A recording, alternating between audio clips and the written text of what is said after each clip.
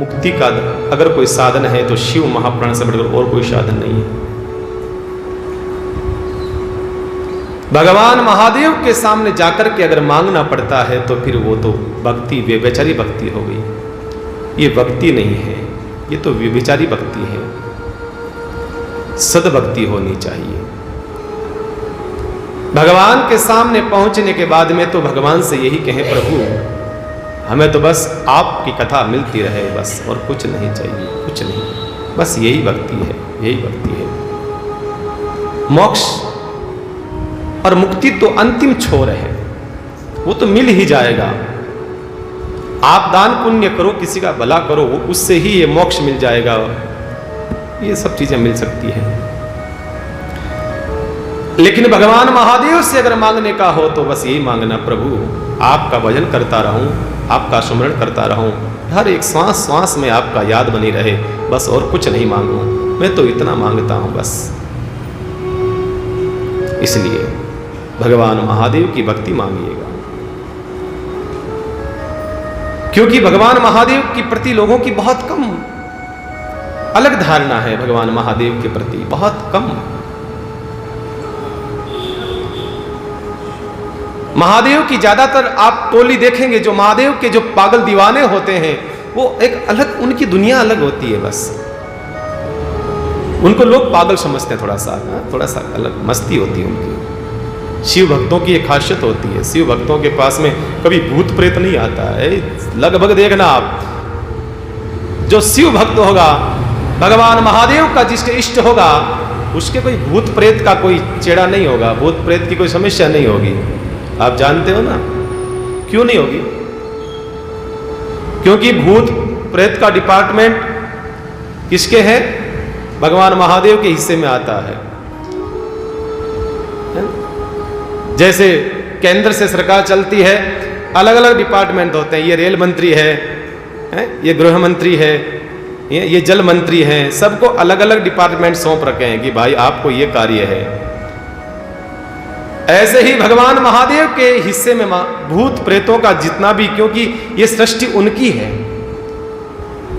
जब ब्रह्मा जी ने कहा, भगवान महादेव से कहा, आप भी सृष्टि की संरचना करो, मैं भी सृष्टि की संरचना कर रहा हूं, मैं भी सृष्टि की उत्पत्ति कर रहा हूं, तो भगवान ब्रह्मा ने क्या करा? इस भुजा से तो मनु महाराज की उत्पत्ति करी और इस भुजा से शत्रुपा की। तो हम सब किसकी संतान है? बोलिए ना, मनु शत्रुपा की। आजकल के बच्चों को सिखाया जाता है हम किसकी संतान है? बंदरों की। मैंने खुद ने पढ़ा है, हम बंदरों की संतान थे पहले, हमारे पूर्व सब बंदर थे। लगता है क्या है? विज्ञान कुछ और कहता है, पर ज्ञान कुछ और कहता है। ज्ञान आपको बंदर नहीं बनाएगा, ज्ञान आपको ब्रह्मा की संतान बनाएगा। भगवान महादेव की उत्पत्ति से हमारा प्रारंभ हुआ है। हमें तो यह सिखाया है, शास्त्रों को समझो, ज्ञान को समझो। हाँ ठीक है, विज्ञान का आप सदुपयोग करिए, कोई गलत नहीं है, पर दुरुपयोग मत करिए ज्ञान का। महापुरुषों की हम संतान हैं, महापुरुषों ने ये शास्त्र लिखे हैं और हम बंदरों की संतान बने बैठे हैं, गलत है। धीरे धीरे विषयों में बदलाव आएगा, जरूर आएगा। शंकर तो मूल है। और जब ब्रह्मा जी ने आदेश दिया भगवान महादेव को कि मैं भी सृष्टि को बढ़ा रहा हूं, और मनु शत्रुपा से फिर हम भागवत सुनते हैं, पूरी भागवत में आता है मनु शत्रुपा की 2 बेटे होते हैं, 3 बेटियां होती है, फिर उनका सारा संसार ये बसता है। हम जितनी धरती पे हम लोग हैं महाराज, ये सब मनु शत्रुपा की संतान है, सब। अभी धरती पर 750 करोड़ लोग हैं, कोई बंदरों की संतान थोड़ी है सब। ये सब हम सब लोग भगवान ब्रह्मा और महादेव की संतान है। तो ब्रह्मा जी ने कहा, महादेव से कहा, आप भी सृष्टि को आगे बढ़ाओ। बिल्कुल, महादेव ने कहा। तो महादेव ने क्या करा? भूत प्रेत पिशाच डाकणी शाकणी इनको बढ़ाना शुरू किया।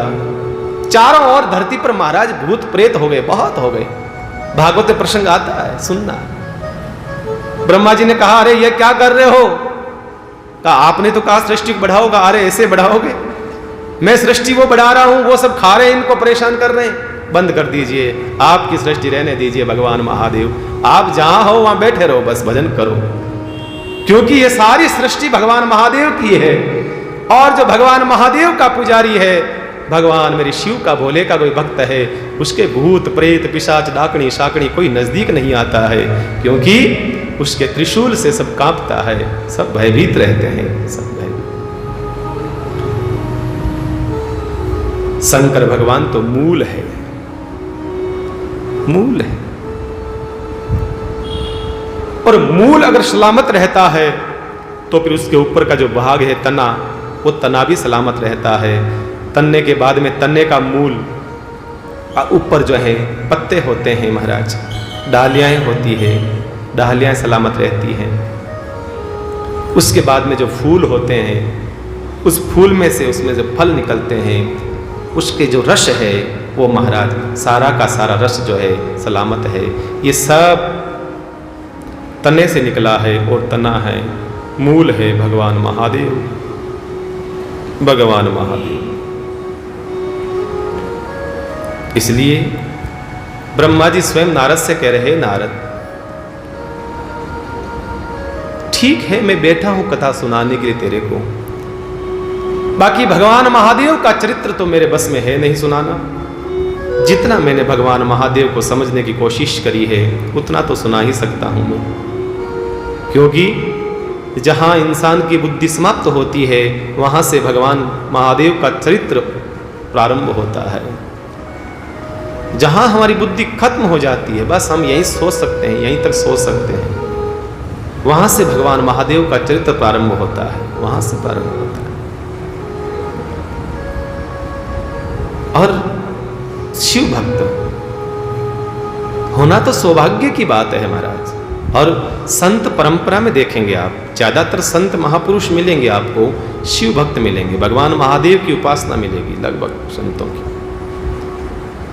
इस धरती पर 1 करोड़ से ज्यादा संत हैं। कितने हैं? 1 करोड़ से भी ज्यादा संत महात्मा है। बताइए कितनी कितनी सौभाग्यशाली धरती रही होगी ये, जहां संत महात्मा विचरण करते हैं। और उसमें से लगभग 70-80% संत महादेव के भक्त मिलेंगे आपको, इतने संत मिलेंगे बहुत।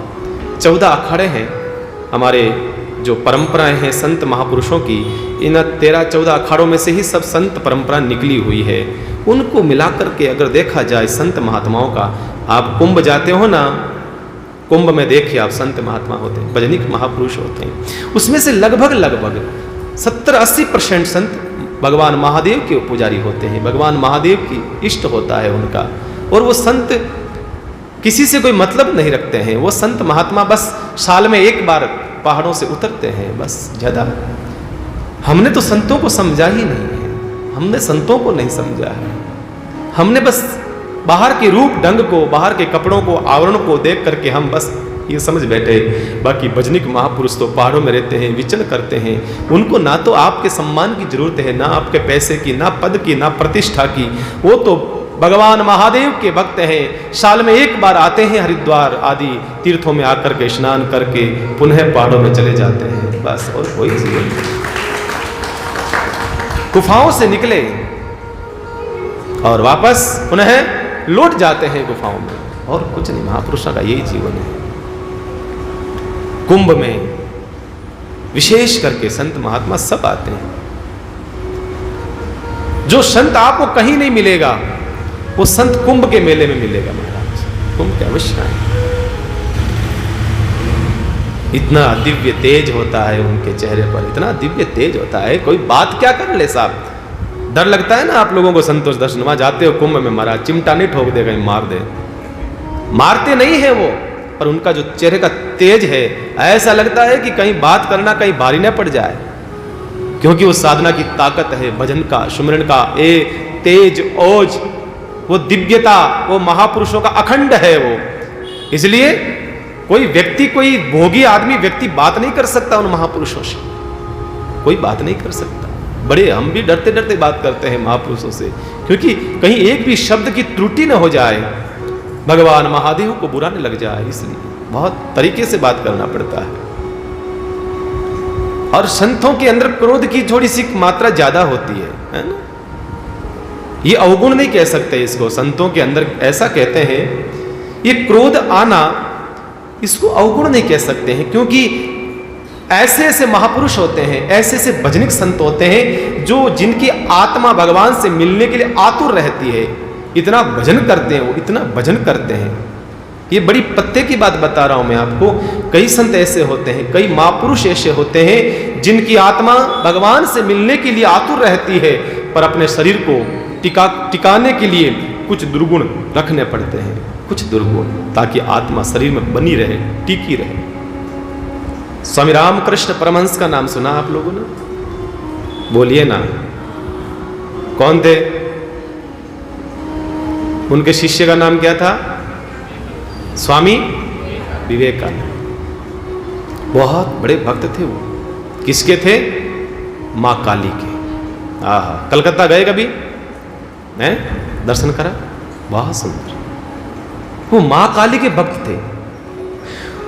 उनकी भक्ति इतनी थी महाकाली के प्रति, इतनी थी कि उनका शरीर धीरे धीरे स्त्री के जैसा आकार होने लग गया। उनका स्त्री के जैसा शरीर के अंदर आकृति हो गई। ऐसा कहते हैं, जैसा चिंतन करते हो ना रात दिन, जैसा चिंतन करते हो रात दिन, आपके शरीर की आकृति वैसी होने लग जाएगी। भगवान हनुमान जी के भक्त देखना, कई ऐसे भक्त होते हैं, हमें तो मिलते ही नहीं ऐसे लोग, बहुत कम मिलते हैं। ऐसे हनुमान के भक्त होते हैं जिनके शरीर पर बाल उगने शुरू हो जाते हैं, बस शरीर पर बाल उगना, क्योंकि चिंतन जैसा बना रहेगा हमारा, सतत चिंतन रहेगा, वैसी हमारी भक्ति होगी, वैसी हमारी साधना के जीवन बदलने लगेगा। और कहते हैं स्वामी रामकृष्ण परमहंस भजन में इतने हो गए, उनको तो जो स्त्री दिखती, जो पुरुष दिखता, वो सब देवी दिखती। अपनी पत्नी को मां कहते थे वो, अपनी पत्नी। क्या नाम था? बोलिए ना। उसकी पत्नी का नाम क्या था? उनकी शारदा। शारदा को क्या मां कहना शुरू कर दिया, क्योंकि उसमें भी काली का रूप दर्शन करते थे। सब पुरुषों में काली का रूप दर्शन करते थे परमहंस, सब के सब एकदम। ये कलयुग के महापुरुष थे, ज्यादा समय नहीं हुआ उनको, बताइए आप। इनके इतनी भक्ति साधना से संपूर्ण शरीर चिंतन वगैरह, शरीर की आकृति सब बदलने लग गई, मां काली के प्रति ऐसी निष्ठा हो गई। उनमें एक दुर्गुण था, ये कथा आती है, हम संतों के पढ़ते हैं पुस्तकें, उसमें आता है। स्वामी विवेकानंद का मैंने चरित्र पढ़ा, उसमें भी आया, ये प्रसंग आया था। और कुछ नहीं था, एक दुर्गुण था उनके अंदर। अब दुर्गुण, संतों का दुर्गुण भी नहीं कह सकते हम लोग, ये भी नहीं कह सकते दुर्गुण था, लेकिन था। उनको पकोड़े बहुत अच्छे लगते थे, ऐसा पढ़ा मैंने। पकोड़े बहुत अच्छे लगते थे, इतने अच्छे लगते थे कि पकोड़े का कहीं नाम सुनते तो उठ के भाग निकलते। कथा चलती, कथा में से उठ करके भागते आते। ऐसी कथा शारदा ने समझाया एक दिन, ऐसा क्यों करते हो आप? आपको पकोड़े अच्छे लगते हैं, मुझे कह दिया करो, विवेक को बोल दिया करा करो। आप दूसरों के घरों में यूं चले जाना अच्छी बात नहीं, अच्छी बात नहीं। आप इतने बड़े महापुरुष हैं, आप में कोई दुर्गुण नहीं है, पर ये आपका दुर्गुण गलत है, आपको नहीं करना चाहिए ऐसा। तब रामकृष्ण परमहंस ने कहा, शारदा, इस शरीर को टिकाने के लिए बस ये एक ही मेरी गलत लत मैंने पकड़ रखी है, ये एकमात्र अवगुण मैंने पकड़ रखा है। अगर ये अवगुण निकल जाएगा तो मेरा शरीर भी टिकेगा नहीं, रहेगा नहीं, बस ये मैंने पकड़ रखा है शारदा। और शारदा, जिस दिन पकोड़े खाने की इच्छा खत्म हो जाए मेरी, उस दिन समझना दूसरे दिन ये रामकृष्ण परमहंस रहेगा नहीं, रामकृष्ण परमहंस नहीं रहेगा, ऐसा कहा। और कुछ दिनों बाद में शारदा ने पकोड़े बनाए, और बहुत अच्छे स्वादिष्ट पकोड़े। आज स्वामी विवेकानंद से कहा, जाओ बुला कर लाओ अपने बाबा को। रामकृष्ण परमहंस के पास में विवेकानंद गए, चलो स्वामी जी आज पकोड़े बने हैं। आज मना कर दिया, आज इच्छा नहीं है। समझ गई शारदा, अब ये रहने वाले नहीं। कहने का अभिप्राय बस यही है, इस आत्मा को टिकाने के लिए महापुरुषों में कुछ एक दो अवगुण अगर रहते हैं तो कोई गलत नहीं है।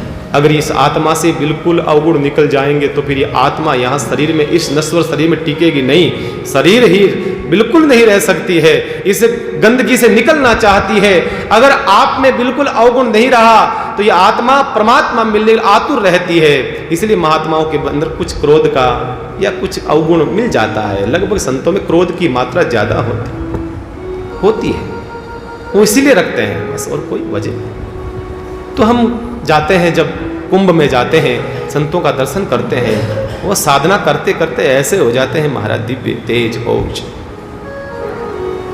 कुंभ में देखा हमने, कुंभ में महात्माओं का ऐसा रूप, ऐसा एक संत को क्रोध आया, कोई बात में ऐसी कोई बात आ गई, ऐसी बात आ जाती है।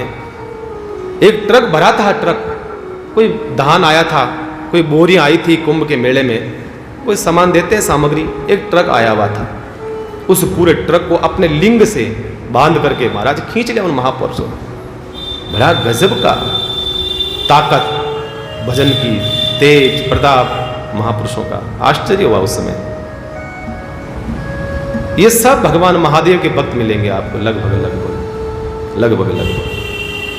दूसरा जो हम ये जो आजकल जो ये चल रहा है मंदिरों में, भांग है, तंबाकू है या चिलम पीना वगैरह, ये शिव पुराण में ऐसी कथा कहीं नहीं आती है, बता दूं मैं आपको, ये सब झूठी बातें। भगवान महादेव ने इस प्रकार का ये जो है ना, ये किसी को ऐसा सलाह नहीं दिया है कि मेरे भक्त चिलम पिए या मेरे भक्त वो प्रसाद लेवे हैं, ये झूठी बातें हैं। ये सब नशा खराब बर्बादी करने वाला जीवन है, ऐसा कुछ नहीं। शिव महापुराण तो इन चीजों को नकारती है, कुछ नहीं इन चीजों में। इस प्रकार से कहते हैं संत महात्माओं का जीवन, लगभग संतों की जो तपस्या है, महापुरुषों का जो भजन है, वो ऐसा ही मिलेगा आपको। भगवान महादेव के भक्त मिलेंगे आपको लगभग। भगवान शिव ने सती को बहुत समझाया। सती से कहा, सती तुम भगवान की परीक्षा लेना चाहती हो, भगवान राम की। कहा क्योंकि सती बुद्धि है और बुद्धि सदैव परीक्षा लेती है महाराज, सदैव परीक्षा लेती है। भगवान शंकर कह रहे हैं कि मैंने प्रणाम करा है भगवान राम को, तुम भी प्रणाम करो। कहा नहीं, मैं प्रणाम नहीं करूंगी, मैं पहले प्रैक्टिकल करूंगी, ये सही है, झूठे हैं या राम है। अगर ये ब्रह्म परमात्मा राम होंगे, साक्षात ब्रह्मांड के पिता होंगे, तो ये स्त्री के विरह में रोते हुए नहीं जाएंगे।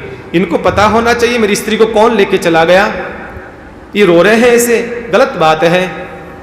तब भगवान महादेव ने कहा, अरे सती ये रो नहीं रहे हैं, ये तो लीला कर रहे हैं, ये तो लीला कर रहे हैं, मंचन कर रहे हैं। जैसे मैंने कल समझाया था कि रामलीला होती है, उसमें गांव का कोई व्यक्ति कुछ बन जाता है, हनुमान या कोई रावण कुछ बन जाता है, तो वो रावण और हनुमान नहीं है, वो गांव का एक व्यक्ति है, लेकिन 1-2 घंटे के लिए कुछ बना है, वो लीला कर रहा है बस। ऐसे ही भगवान राम बने हैं एक लीला करने के लिए, इसलिए तो विश्वास कर मेरे ऊपर। लेकिन नहीं मानी सती, नहीं मानी। भगवान स्वयं महादेव समझा रहे हैं सती को, स्वयं समझा रहे हैं, सती समझो। एक सामान्य कोई मनुष्य होता है, मूर्ति के सामने प्रणाम करता है, पत्थर की मूर्ति है पर प्रणाम करता है उस मूर्ति के सामने। उसे पता है ये मकराना से बनकर के आई है, उसे पता है जयपुर से बनकर आई है, किशनगढ़ से बनकर के आई है, ये मूर्ति पत्थर की है, किसी ने बनाई है। फिर भी वो उसके सामने नाक रगड़ता है, प्रणाम करता है, दंडवत करता है, रोता है, बिलखता है, उस मूर्ति के सामने प्रणाम करता है महाराज, नाक रगड़ता है। आज कलयुग का व्यक्ति इतना विश्वास करता है, और वहां साक्षात भगवान महादेव समझा रहे हैं, हे पार्वती प्रणाम करो इसको, इनको, लेकिन नहीं करती है। समझाने वाला कोई छोटा मोटा व्यक्ति नहीं है, समझाने वाला बहुत बहुत ऊंचा भगवान महादेव स्वयं समझा रहे हैं सती को। साक्षात शिव जो सत्य का मूल है, सत्य का मूल एकमात्र कोई है तो वो शिव है, शिव है। राम राम सत्य है, और सत्य के बाद में जब पहुंचते हैं ना, हम जब शमशान जाते हैं, कहां तक बोलते हैं राम नाम सत्य, शमशान तक पहुंचने के बाद अग्नि लग जाए, उसके बाद में सत्य का मूल शिव हो जाता है। उसके बाद कोई नहीं बोलता राम राम सत्य है, क्योंकि सत्य का मूल वो उसके अंदर समाहित हो जाता है, तो शिव में विलीन हो जाता है। इसलिए सत्य का सर्वभूत मूल जो है वो मेरा बाबा महादेव है, महाकाल है, कालों का काल महादेव है। आज वो सत्य को समझा रहा है। बताइए आप, छोटे मोटे व्यक्ति की बात छोड़ो, भगवान महादेव समझा रहे हैं, सती मानो हमारी बात, लेकिन नहीं माने। कई लोग सदैव उल्टा ही करते हैं, उनका काम उल्टा। ऐसा मत करना, अवश्य करते हैं वो लोग। सती ने कहा मैं तो परीक्षा लूंगी, और बुद्धि सदैव परीक्षा लेती है और भक्ति सदैव परीक्षा देती है। बुद्धि में और भक्ति में यही भेद है। भक्तों की परीक्षा होती आई है, आज नहीं, अनेक समय से भक्तों की परीक्षा होती आई है। महापुरुषों को कसौटी पर खरा उतरना पड़ता है, बहुत मेहनत करनी पड़ती है, बहुत तपना पड़ता है, तब जाकर के वो कसौटी पर खरे उतरते हैं। पर बुद्धि तो परीक्षा लेती रहती है, परीक्षा लिया। भक्ति तो कहती है प्रभु मैं आपकी क्या परीक्षा लूं, मैं तो आपकी प्रतीक्षा कर सकती हूं बस। शबरी होती है भक्ति महारानी, वो कहती है मैं तो प्रतीक्षा कर सकती हूं आपकी, मैं परीक्षा नहीं ले सकती हूं। और हम परीक्षा लेते हैं, हम भगवान की परीक्षा लेते हैं, हम गुरु की परीक्षा लेते हैं महाराज, गुरु की। यही हमारे से गलती हो जाती है, यही हमसे।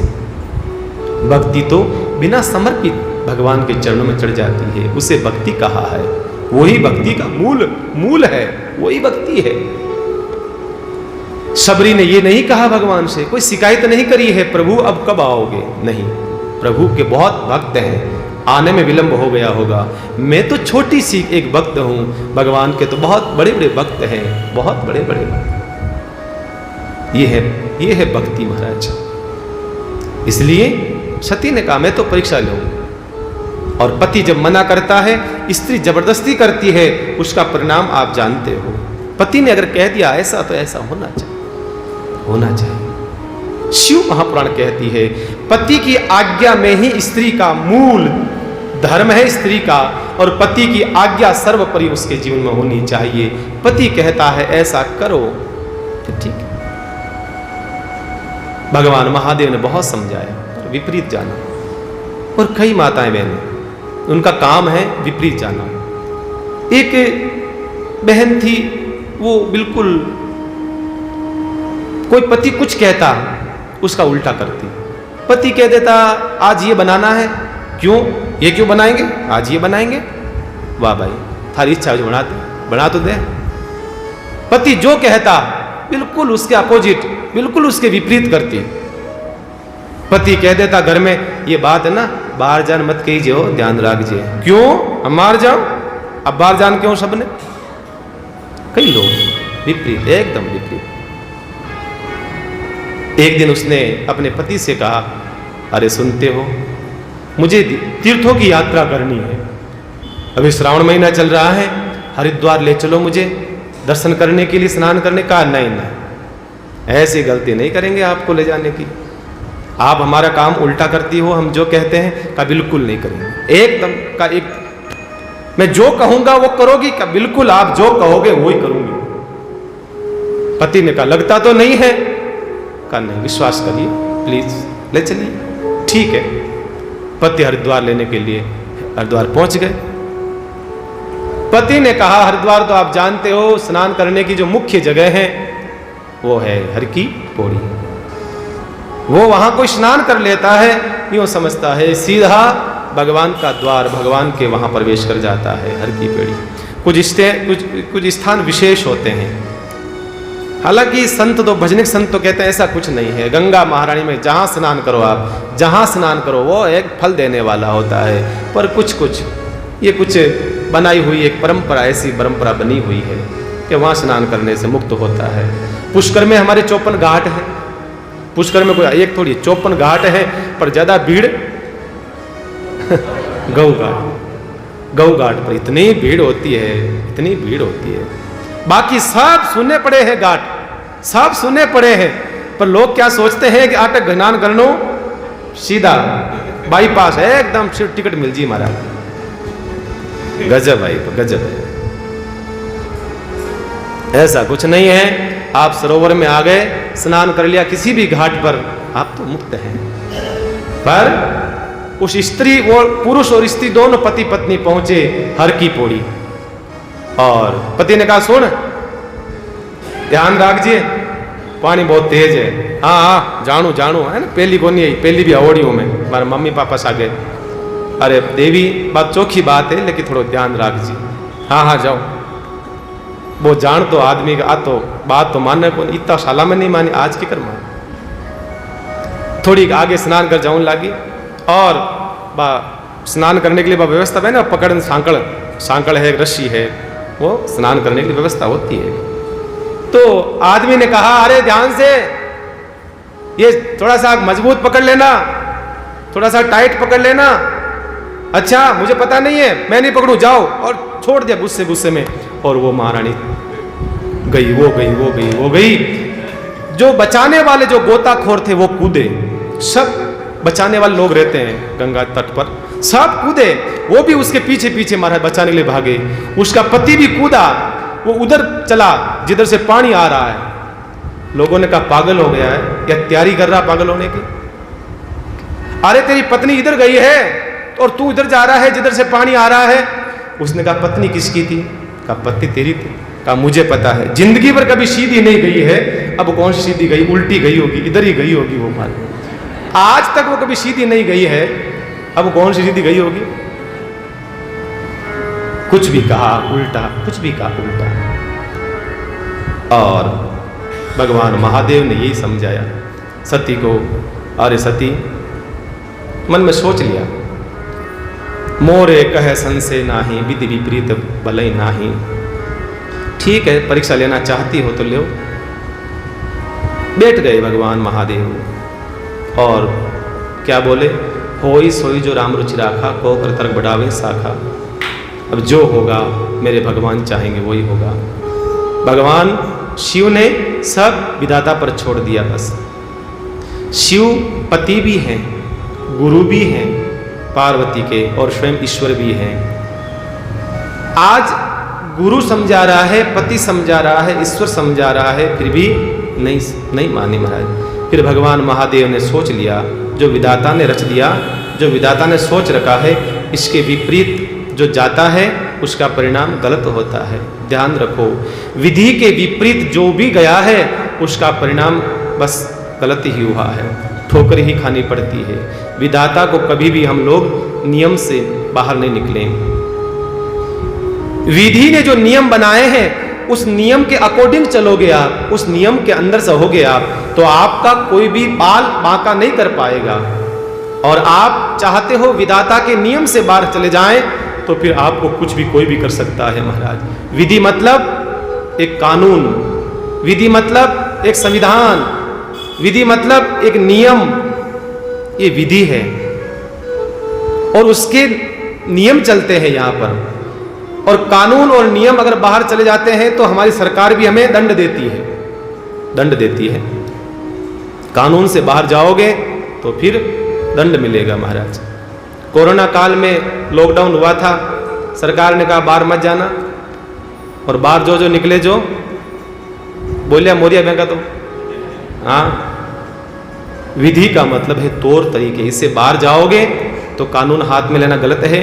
और यहाँ की हमारी यही विधि महाराज बिगड़ती है तो ऊपर भी फिर विधाता उस लेखनी से आपके विधान को बदल देता है। फिर इसलिए संतों ने बार बार कहा है, मर्यादा में रहो, परंपरा में जियो, बस यही सार्थकता है।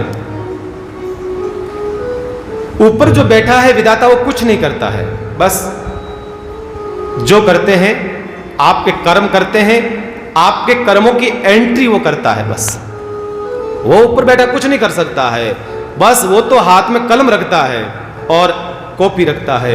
आप जैसा कर्म करोगे वो एंट्री तुरंत वहां पर, ये लो आपकी एंट्री हो जाएगी, जैसा कर्म करोगे। बाकी विधाता कुछ नहीं करता, बैठा बैठा देखता रहता है आपका पाप कर्म, आपका पुण्य कर्म क्या होता है। किया गया कर्म अवश्यमेव भोक्तव्यम। आपने कोई कर्म किया है आपको भुगतना ही पड़ेगा, अवश्य अवश्य अवश्य। कोई पूजा पाठ, कोई भजन, कोई सत्संग, कोई सुमरण आपको अपने कर्मों से नहीं हटा सकते हैं, बचा सकते हैं। हाँ, इतना जरूर है, आपके कोई गलत कर्म हुए हैं, उसका जब भुगतने का समय आता है, अगर संत कृपा और सत्संग की कृपा और भगवान की कृपा होती है तो वो समय कब टल जाता है हमें पता ही नहीं चलता है। बस ये हो सकता है। या कोई बहुत बड़ी चोट है, छोटी सी लग करके निकल गई, ये सत्संग कर सकती है, ये संत कृपा कर सकती है, ये गुरु कृपा कर सकती है। बाकी आपको आपके कर्म तो भुगतना ही पड़ेगा। भगवान राम हो, चाहे भगवान कृष्ण हो, चाहे भगवान महादेव, कोई भी क्यों न हो, कर्म तो सबको भुगतना पड़ेगा। कर्म पीछा नहीं छोड़ते हैं, व्यक्ति का ध्यान रखना, कर्म आपके पीछे लगे रहते हैं। बस ये प्रश्न मत करना फिर हम कथा क्यों सुने। कथा सुनोगे तो आपको संकट, इतना बड़ा संकट आएगा, कैसे निकल जाएगा आपको पता भी नहीं चलता। बस भगवान कहते हैं ये तुम्हारा सत्संग कर सकता है। अपन कहावत क्या मानी, तलवार की कहीं मारी सुई टल गया, कुछ कहते हैं अपन, कुछ बड़ी कोई घात होने वाली थी, छोटी सी होकर के निकल गई बस। इसलिए कहा है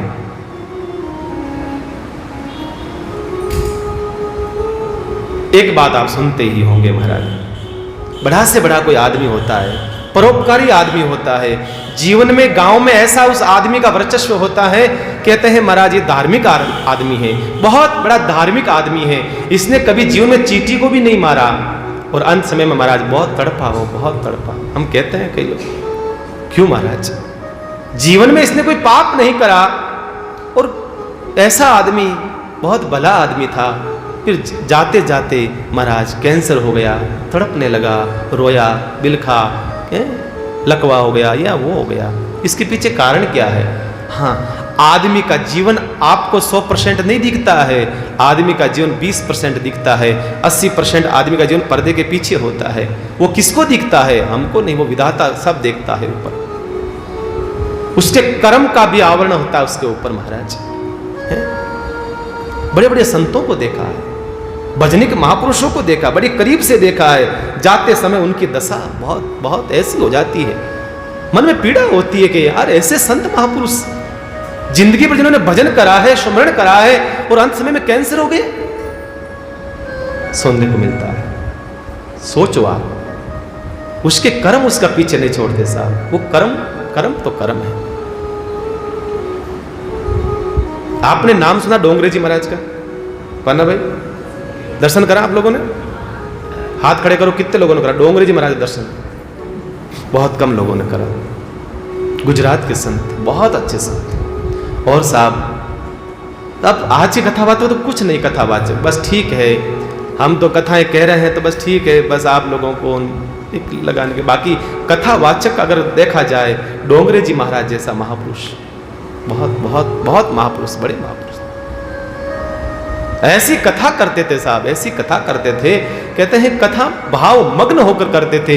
जब वो कथा कहना प्रारंभ करते थे तब उनके आंखों से आंसू की जड़ी लगती थी साहब, रोते रहते, पता गाते रहते, रोते रहते, पूरे वस्त्र गीले हो जाते थे, पूरे वस्त्र भीग जाता था वो महापुरुष जब कथा करता था। ऐसी कथा गाता था वो डोंगरे जी महाराज, ऐसा भजन करता था।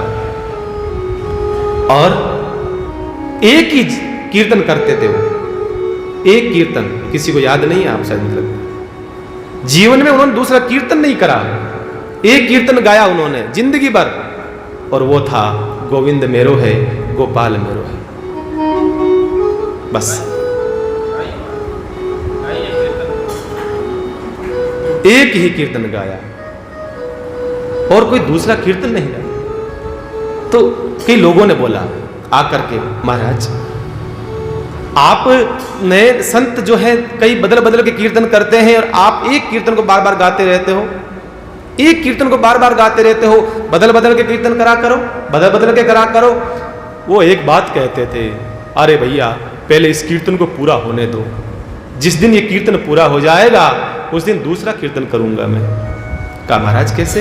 कहा कि अभी तो मैं कह रहा हूं भगवान को, गोविंद है, गोविंद मेरो है, गोपाल मेरो है, मेरा भगवान मुझे कब कहेगा डोंगरे मैं तेरो हूं और तू भी मेरो है, मैं तेरा हूं तू भी मेरा है। जिस दिन ये कीर्तन पूरा हो जाएगा उस दिन मैं पूरा कीर्तन गाऊंगा, उस दिन मैं पूर्ण रूप से कीर्तन गाऊंगा महाराज। गोविंद मेरो है, गोपाल मेरो है गोविंद मेरो, गोपाल मेरो है गोविंद मेरो है, गोपाल मेरो है गोविंद मेरो है, गोपाल मेरो है। गोवा के बिहारी नंद लाल मेरो है, गोवा के बिहारी नंद लाल मेरो है, गोवा के बिहारी नंद लाल मेरो है, गोवा के बिहारी नंद लाल मेरो है।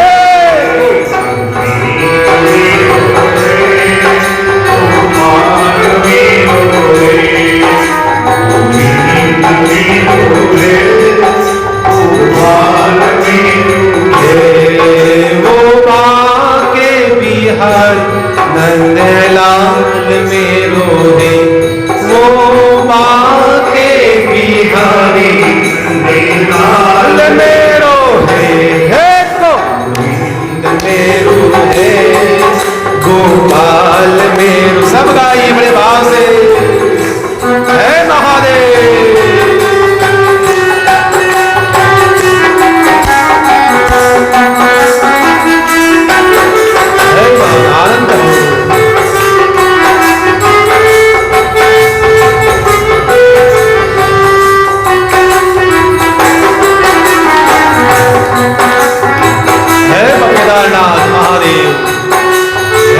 महाकाल बाबा मेरो है गोपाल मेरो है, गोविंद मेरो है गोपाल मेरो है, गोवा के बिहारी नंद लाल मेरो है, गोवा के बिहारी नंद लाल मेरो है,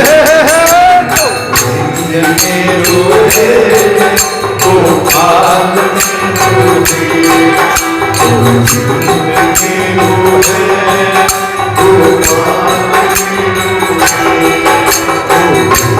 मेरो है, गोपाल मेरो है, गोविंद मेरो है गोपाल मेरो है।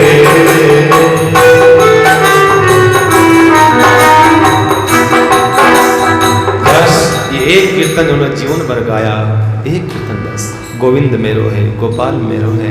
महापुरुषों ने कहा है अभी तो मैंने ठाकुर को अपनाया, जैसे मीरा कहती है श्याम से कहती है, हे श्याम अभी तो मैंने आपको अपना बींद माना है, अभी तो मैंने आपको अपना पति माना है, और बारात आने वाली है, सवेरे बारात आने वाली है, मेरा विवाह होने वाला है शरीर का।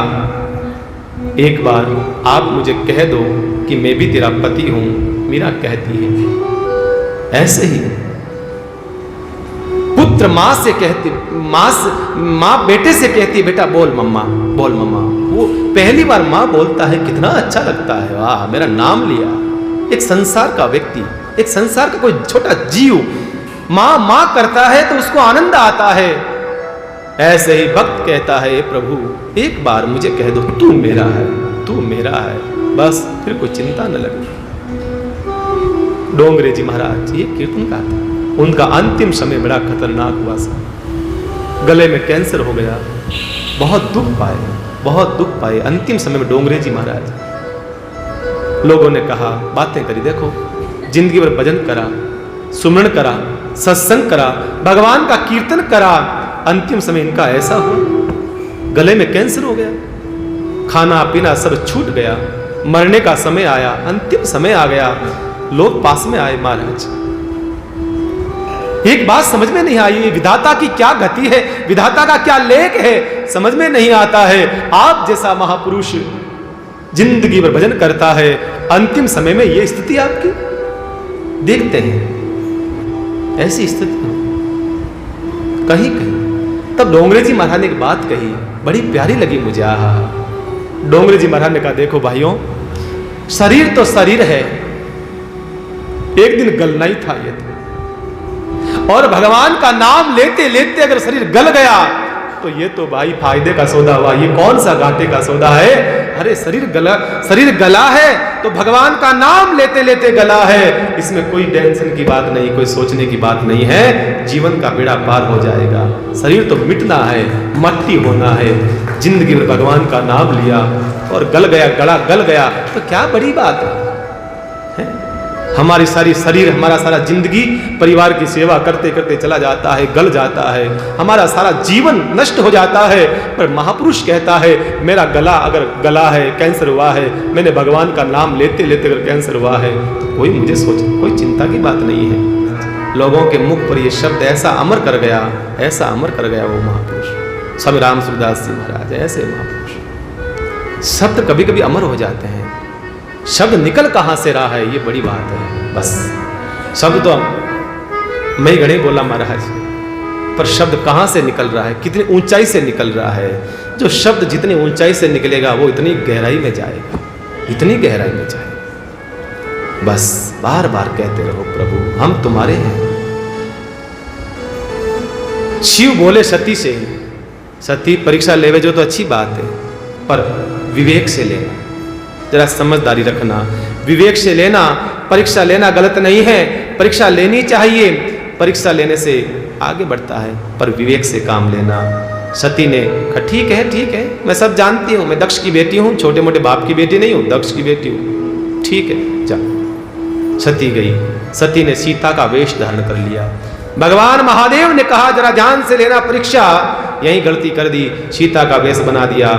और ध्यान रखना कभी भी किसी बड़े व्यक्ति का वेश नहीं बनाना चाहिए, उसका तो आचरण बनाना चाहिए। नकल करनी है तो किसी के कपड़ों की नकल मत करो, उसके आचरण की नकल करो।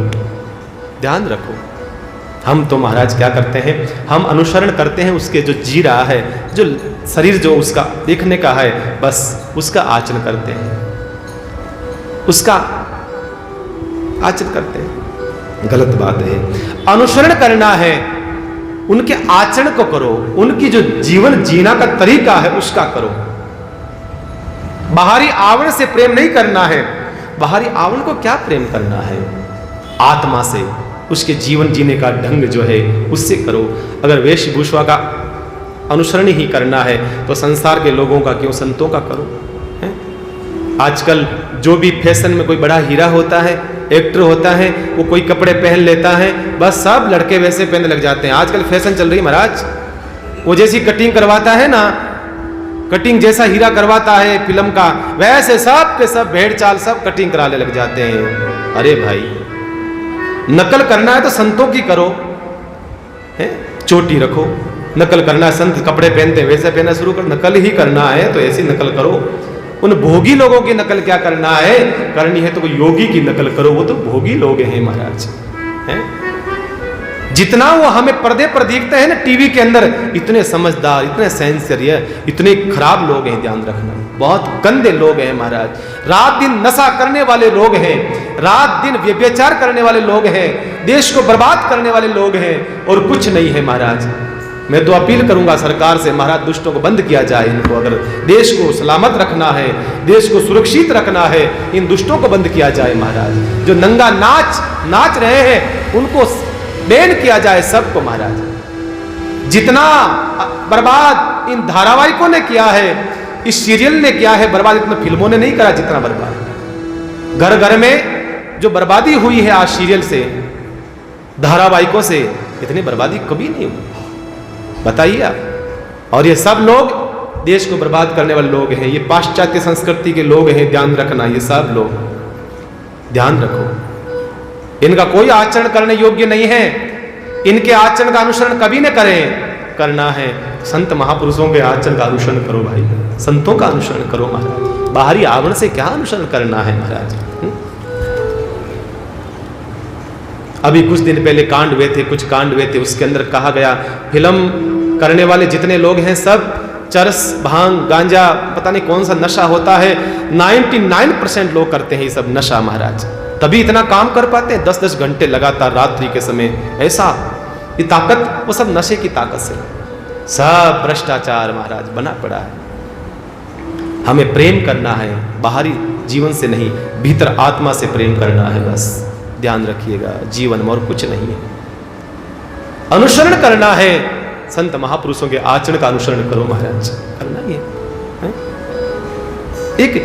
एक बच्चा है कोई, तो मतलब मैं कथा में आता था वो बच्चा,